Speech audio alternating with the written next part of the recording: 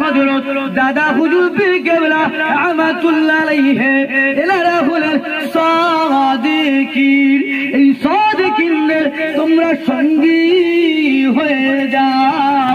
আল্লাহর নবী বললেন মান তাসাব্বাহা বিকওমিন ফাহুয়া মিনহুম, যে যাকে ভালোবাসবে, যে যাকে প্যার করবে, কিয়ামতের ময়দানে, মুহশরের ময়দানে আল্লাহ পাক তার সাথে তার হাসর নাসর করাবেন।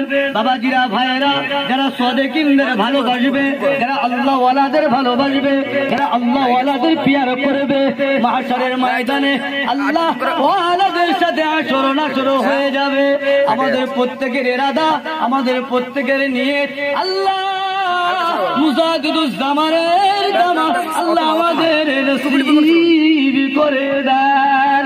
বল আল্লাহুম্মা আমিন। মুজাদ্দিদুজ জামানের